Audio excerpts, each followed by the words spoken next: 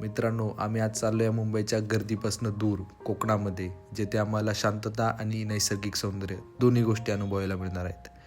तर बघूया पुढील ब्लॉगमध्ये काय काय होते काय काय नाही. तर नमस्कार मंडळी, मी नितेश तुमचं स्वागत करतो माझ्या यूट्यूब चॅनलवरती. आपण निघालोय पनवेलपासनं रेवदंडा बीचला. मुंबईपासून 120 किलोमीटर अंतरावरती रेवदंडा बीच आहे. तर पुण्यापासून 160 किलोमीटर अंतरावरती रेवदंडा बीच येतो.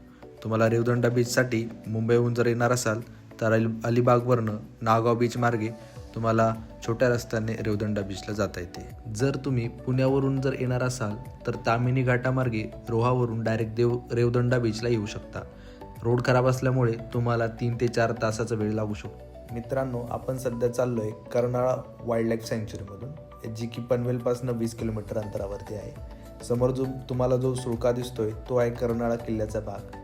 कर्नाळा किल्ला हा स्वराज्यामध्ये होता, तर त्याचा उपयोग टेहाळणीसाठी केला जायचा, जो की आसपासचा परिसर आहे जसं की अलिबाग, खोपोली, कर्जत, बेलापूर, तर रायगड परिसराचा काही भाग. मित्रांनो, आम्ही सध्या आहे कर्नाळा पक्षी अभयारण्याच्या गेटवरती. तुम्ही इथून आतमध्ये जाऊ शकता आणि पलीकडच्या साईडने आउट आहे. इथे ओला उबेरला एंट्री नाही.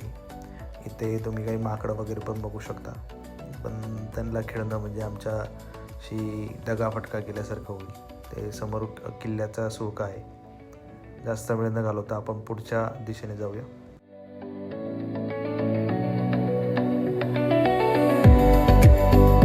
मित्रांनो, आम्ही आता हायवे सोडलेला आहे आणि सिंगल रस्ता चालू झालेला आहे. पण एक मस्त गोष्ट अशी की दोन्ही साईडला नारळाची झाड आहे, कौलारू घर आहे आणि एकदम प्युअर कोकणची वाईब येते. गर्दी आहे पण ठीक आहे, सगळं काही मॅनेजेबल आहे.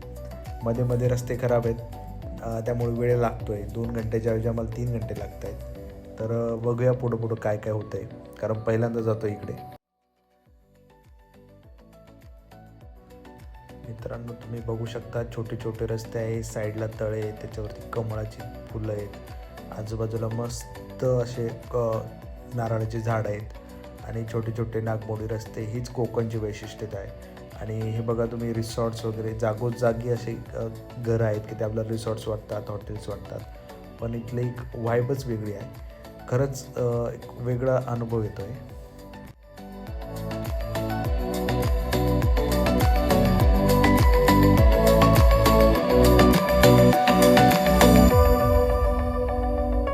मित्रांनो, ह्या पाटीजवळ आल्यावरती तुम्ही बघू शकता अलिबाग 8 किलोमीटर आहे. इथून जवळच मांडवा जेट्टी आहे आणि रेवत जेट्टीसुद्धा आहे. तिथे तुम्ही मुंबई मार्गे बोटीनं सुद्धा येऊ शकता. आपण एक वेळेस अलिबागला बोटीनं सुद्धा येऊ आणि बघूया काय एक्सपिरियन्स होतो.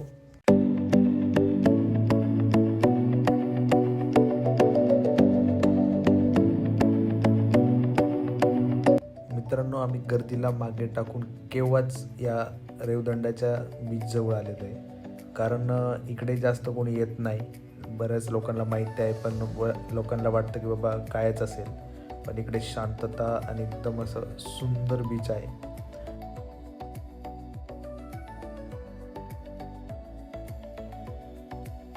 रेवदंडा बीच हे रायगड जिल्ह्यातील अलिबाग तालुक्यामध्ये अलिबागपासून 12 किलोमीटर अंतरावरती आहे. आजचा हा स्पॉट खरं तर माझा मित्र ऑफिसचा कलिग ऋषिकेश आठवले यांनी सजेस्ट केला होता. एकदम शांतता आणि एकदम नैसर्ग पूर्ण असा भरलेला रेवदंडा बीच.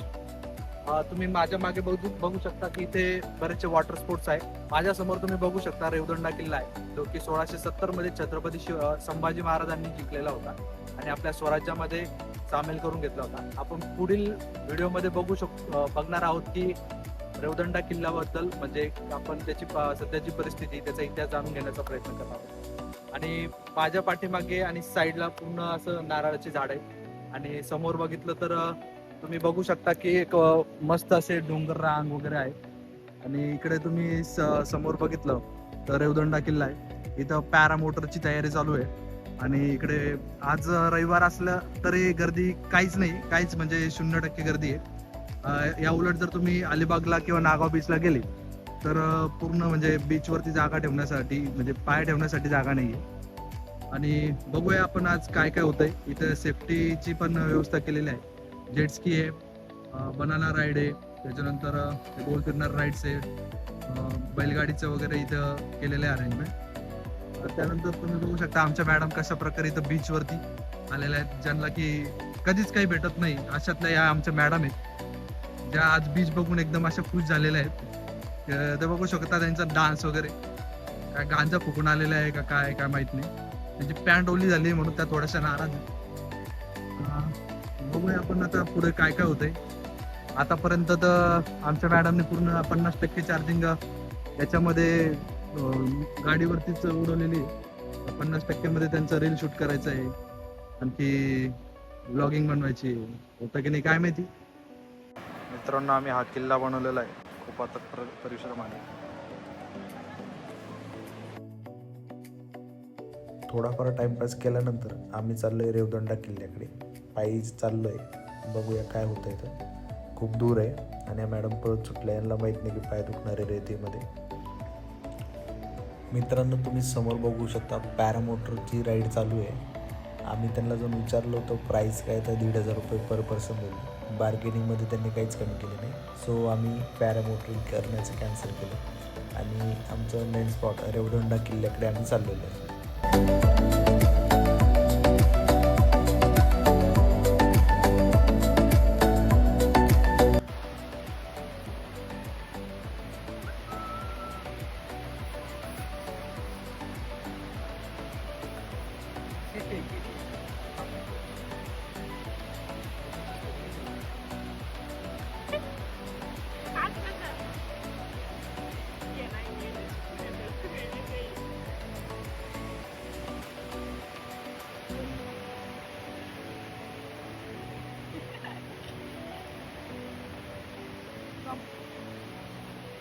ये रहा हमारा बांध.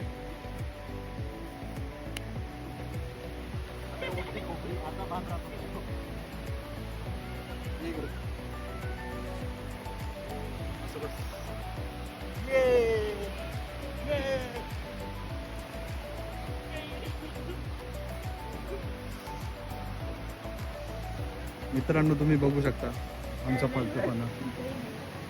माझी स्पेलिंग बघा, ही मावतर मध्ये कोणती गाडी बघा बघा, माझ्या नावावरती पाय देते. शेट जा तुझ्या नावावरती बघ. इथे बघ ते शिंपलं बघ.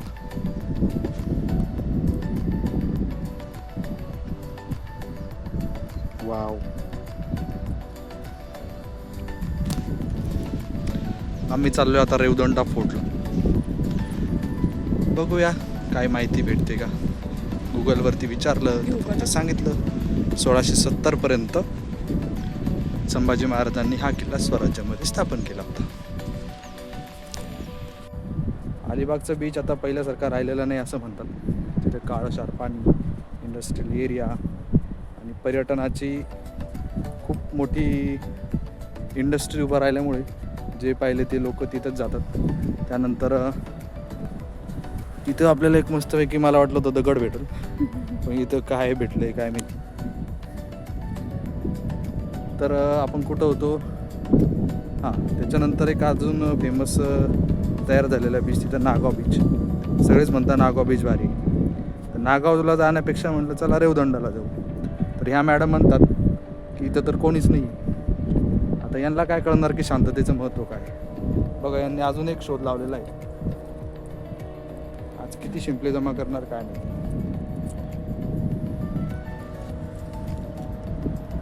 हे इथले जे काका दिसत आहेत तुम्हाला दूरपर्यंत, ते मासे जमा करतायत. समोर एक मोठं जहाज लागलेलं आहे पार्किंग मध्ये. ते तिकडं लांब दिसलं. मित्रांनो, व्हिडिओची क्वालिटी लो होऊ शकते कारण आमची चार्जिंग संपलेली मोबाईलची. काय माहिती काय झाले आपण आता. फोर्टीचा टाइम आहे आणि मागं मागं चाललंय. संध्याकाळपर्यंत आमच्या मोबाईलमध्ये चार्जिंग टिकली तर ठीक. आता आम्ही थंडीचं जाणार आहोत वापस. काका समोर मस्तपैकी आलेले सायकलवरती. हेच जेवण हवं मित्रांनो. काय ते मुंबई पुण्याची गर्दी.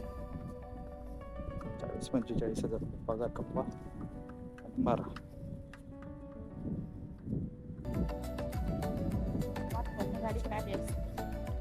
तुझं म्हणणं आहे गाडी इकडे आली असती, पण मॅडम तुम्हाला हा बीच बघायला भेटला असता का? बीच वरती चालण्यात जी मजा आहे गाडीवरती काय. आणि गाडी फसली असती तर मीच काढली असती ती गाडी, तू नसती काढली. चिमणी बघ, चिमणी कशी पारी पडत.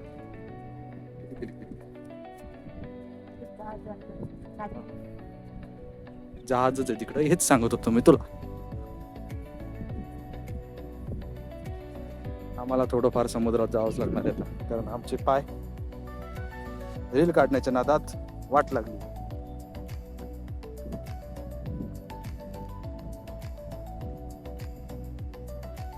तुम्ही ह्या बीच वरती अवघ्या 500 रुपये देऊ शकता.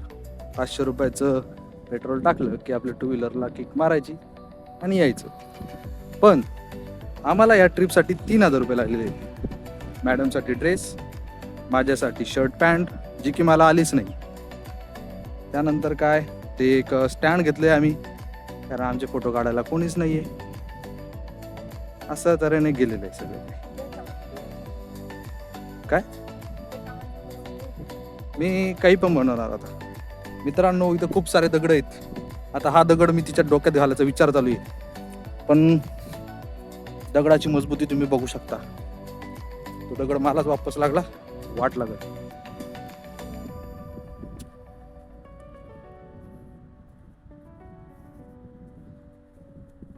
मुंबईपासून एवढं जवळ असलेला बीच लोकांना कसं काय माहित नाही, काय काहीच गर्दी नाही. लोकांनी बीच येणं सोडून दिलंय. रस्त्यात तर गर्दी खूप होती. 3 तास लागले आम्हाला. कुठं? नायगावला? आपल्या नायगाव फाट्यावर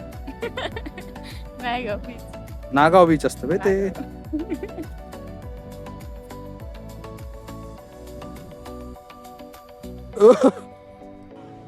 मित्रांनो, हे किल्ल्याचं प्रवेशद्वार आहे. याला 7 खानी बुरुज असे म्हणतात. छत्रपतींनी हा किल्ला समुद्राच्या संरक्षणासाठी केला होता. मित्रांनो, मध्ये आल्यानंतर तुम्हाला एक मोठी इमारत दिसेल. तो होता टिहाळणी बुरुज. समोर असं गार्डन टाईप केलं आहे आणि 3-4 तोफा वास्तूसाठी ठेवलेल्या आहेत आणि 4ही साईडने कंपाऊंड केलेलं आहे. पण काही ठिकाणी कंपाऊंडच्या मध्ये हॉटेल्स, काही कॅम्पिंगची व्यवस्था केलेली आहे. काहींची घरं आहेत, माहीत नाही काय आहेत ते.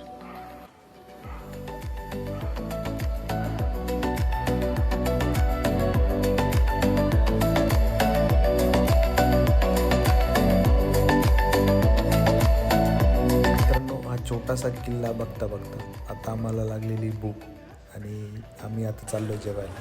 मटकी, शेवे, वरण, पापड, लोणचं. जेवणानंतर आम्ही मागवलेले 2 कोकम शल. त्यापैकी मॅडम पिले अर्ध आणि मी पिणार आहे 1.5.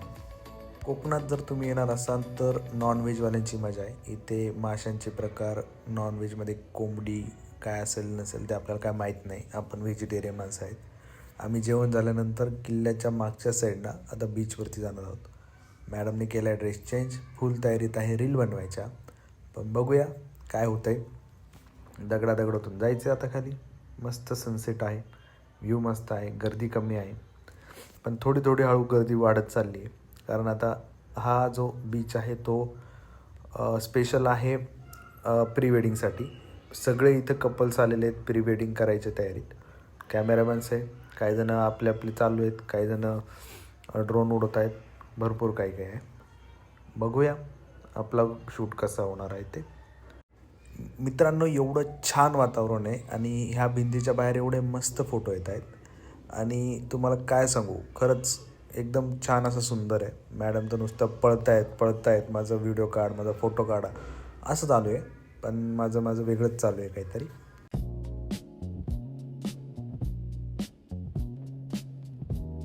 व्हिडिओ काढण्यासाठी म्हणलं थोडंसं अजून मध्ये जावं कारण ओहोटीमुळे पाणी बरंच मध्ये गेलेलं.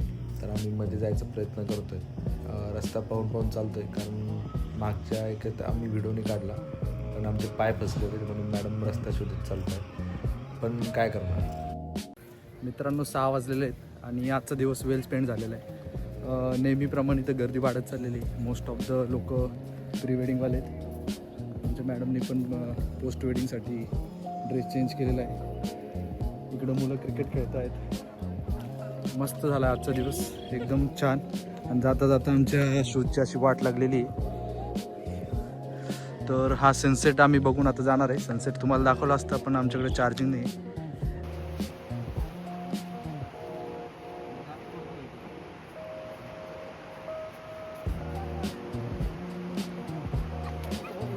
Guys, this is our situation. ये देखो हम फंस गए थे, पार फंस गए थे. उधर वो बच्चे भी फंस गए. मित्रांनो, आम्ही पूर्णपणे ट्राय केलेलं आहे तुम्हाला सनसेट दाखवायचा. पाठीमागे बघू शकता सनसेट चालू आहे आणि एकदम भारी फिलिंग वाटते आणि खूप छान असं वातावरण आहे. फुल एन्जॉय केला आजचा दिवस. आय होप तुम्हाला हा व्हिडिओ आवडला असेल तर नक्की लाईक करा आणि जास्तीत जास्त लोकांना व्हिडिओ पाठवा. मागच्या वेळेस व्हिडिओ लेट झाला पण पुढच्या वेळेस होणार नाही याचं आम्ही करूया प्रयत्न. तर धन्यवाद, बाय, भेटूया पुढच्या ब्लॉग.